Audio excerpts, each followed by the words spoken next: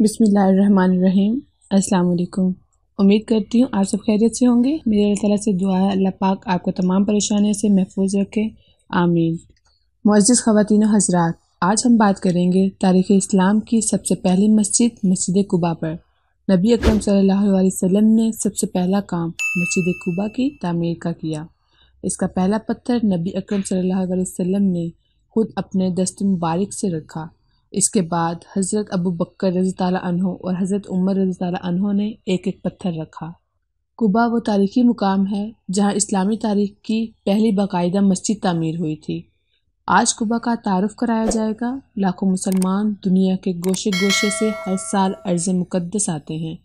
آنے والے وہ بھی ہیں جو ملازمت کے ارادے سے آتے ہیں۔ آنے والوں میں عمرہ و زیارت اور حج ویزے والے بھی ہوتے ہیں۔ یہ حضرات مدینہ منورہ پہنچتے ہیں تو مسجد قباء کی زیارت بھی کرتے ہیں۔ وہاں پہنچ کر محبوب آقا صلی اللہ علیہ وسلم اور صحابہ کرام رضی اللہ عنہ کی قربانیوں اور اسلام کی بقا و اشاعت کے لیے ان کی مساعی جمیلہ کی یاد تازہ کر کے اپنے ایمان کو تازی بخشتے ہیں۔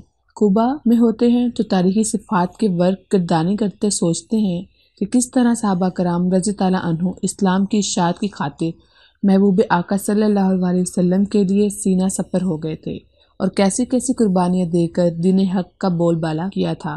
قباء مدینہ منورہ سے ایک فاصلے پر بستی ہے جہاں انصار کے خاندان آباد تھے۔ وہی وہ مقام ہے جہاں آقا انعامت دار صلی اللہ علیہ وسلم کی سواری پہنچنے پر مدینہ منورہ کے انصار استقبال کے لیے نکل کھڑے ہوئے تھے، جہاں اسلامی تاریخ کی پہلی مسجد تعمیر ہوئی اور جس کی شہادت قرآن پاک نے دی ہے۔ مسجد قباء مدینہ منورہ کے جنوب میں واقع ہے۔ یہ مسجد نبوی شریف سے 5 کلومیٹر کے فاصلے پر ہے۔ اس میں ایک کنواں ہے جو ابو ایوب انصاری رضی اللہ عنہ کے نام سے مشہور ہے۔ قباء محلے میں ہونے کی وجہ سے مسجد کا نام بھی قباء رکھا گیا۔ شروع میں مسلمان بیت المقدس کی طرف رخ کر کے نماز ادا کرتے تھے۔ قبلہ تبدیل ہوا تو خانہ کعبہ کی طرف رخ کر کے نماز ادا کرنے لگے۔ قباء کے باسیوں نے مسجد قباء کا رخ تبدیل کرنا تھا تو رسول اللہ صلی اللہ علیہ وسلم وہاں تشریف لائے اور سب کے ساتھ مل کر قبلہ کا رخ متعین کیا اور ترمیم و اصلاح میں حصہ لیا۔ معروف مورخ ڈاکٹر فائدی مسجد قباء کی تاسیسی تاریخ پر روشنی ڈالتے ہوئے لکھتے ہیں کہ مدینہ منورہ 2 حروں پر مشتمل ہے، مشرقی حرہ جسے حرہ واقم کہتے ہیں اور مغربی حرہ جسے حرۃ الوبرا کہا جاتا ہے۔ یہ دونوں حرے جنوبی مدینہ منورہ میں کئی حروں سے جڑے ہوئے ہیں۔ یہ حرے بیازا، شوران اور کریزہ ناموں سے مشہور ہیں۔ قدیم زمانے میں یہاں آنے والے شمالی راستے سے مدینہ منورہ میں داخل ہوتے تھے۔ رسول اکرم صلی اللہ علیہ وسلم کے زمانے میں انصاری قبائل دونوں حروں کے اطراف میں آباد تھے۔ خزرجی مغربی حرہ میں رہتے تھے۔ یہ مسجد نبوی شریف کے مغرب اور جنوب میں ہوتے تھے۔ سارے قبیلے ایک ساتھ نہیں تھے، ایک دوسرے کے آس پاس تھے۔ بعض گھرانے مسجد نبوی شریف کے قریب اور دیگر دور تھے۔ خزرجی قبیلے کے شاخوں میں سے بنو سلمہ، بنو حرام تھے۔ اوس قبائل کے لوگ مشرقی حرہ کے مغربی اطراف میں آباد تھے۔ جب انصار کو پتہ چلا کہ رسول اکرم صلی اللہ علیہ وسلم مکہ مکرمہ سے ہجرت کر چکے ہیں اور مدینہ منورہ پہنچنے والے ہیں تو انصار روزانہ صبح سویرے مدینہ منورہ سے محبوب آقا صلی اللہ علیہ وسلم کے استقبال کے لیے قباء آ جاتے۔ دھوپ ہوتی تو واپس چلے جاتے تھے۔ رسول اکرم صلی اللہ علیہ وسلم ربیع الاول کے مہینے میں قباء پہنچے تو بنو عمرو بن عوف میں قیام کیا۔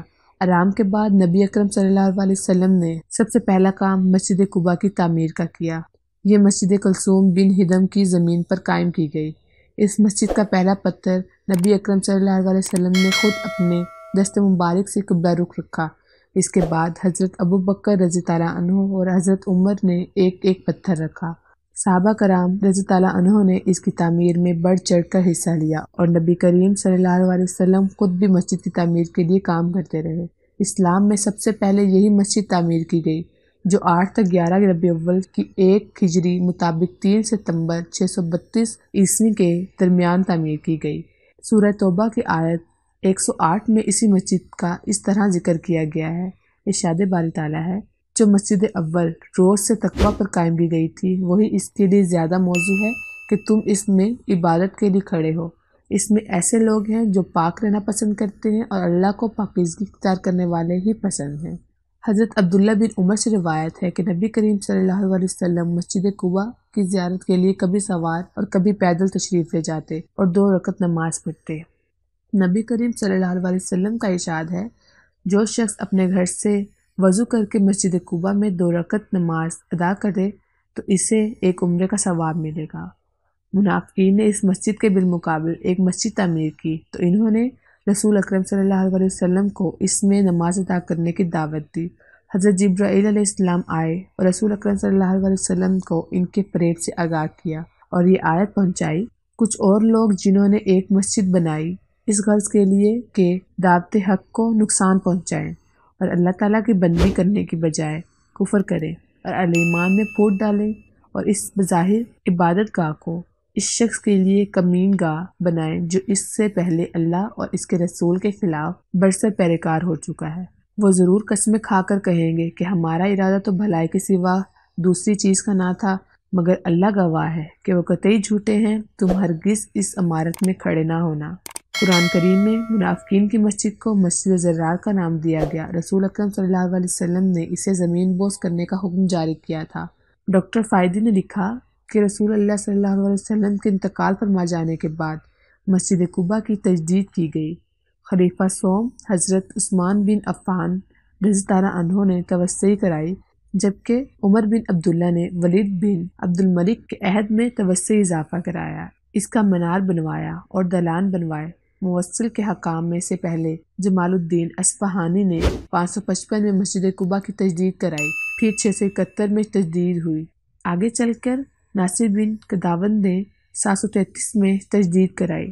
سعودی عہد میں مسجد قباء پر سب سے زیادہ توجہ دی گئی۔ خادم حرمین شریفین شاہد فہد بن عبدالعزیز رضی اللہ عنہ نے اس کی تعمیر نو کا حکم صادر کیا تھا۔ اس موقع پر اس کا رقبہ کئی گنا بڑھا دیا گیا۔ پرانی عمارت کو ہموار کر کے نئی بنیادوں پر کام کرایا گیا۔ اس کے 4 مینار بنائے گئے۔ قدیم نقشے کا خیال رکھا گیا۔ نئی مسجد قباء جنوبی اور شمالی دلان کی شکل میں بنائی گئی۔ دونوں کے درمیان کھلا صحن بنایا گیا۔ دونوں دلانوں کو 2 طویل دلانوں کے ذریعے کسر قائمہ سے جوڑا گیا۔ اس کی چھت ایک دوسرے سے مربوط کی گئی۔ اس میں 6 بڑے گنبد ہیں، ہر ایک کا قطر 12 میٹر ہے۔ مسجد پر 56 چھوٹے گنبد ہیں، ہر ایک کا قطر 6 میٹر ہے۔ مسجد کی پوری عمارت 13,600 مربع میٹر رقبے میں پھیلی ہوئی ہے۔ مسجد کے ساتھ ایک لائبریری اور زائرین کے لیے مارکیٹنگ ایریا بھی رکھا گیا ہے۔ قباء میں میٹھے پانی کا بندوبست ہے۔ قباء کا موسم خوشگوار رہتا ہے۔ گرمی کے عالم میں اگر مسجد قباء پہنچیں گے تو آپ کو معتدل آب و ہوا کا احساس ہوگا۔ مسجد قباء دور ہی سے نظر آتی ہے۔ تاریخی ہونے کے علاوہ منظر کے حوالے سے بھی دیکھنے سے تعلق رکھتی ہے۔ امید کرتی ہوں آپ کو یہ ویڈیو پسند آئی ہوگی۔ مزید اچھی ویڈیوز کے لیے میرے چینل سبسکرائب کریں۔ ابھی کے لیے اجازت چاہتی ہوں۔ اللہ حافظ۔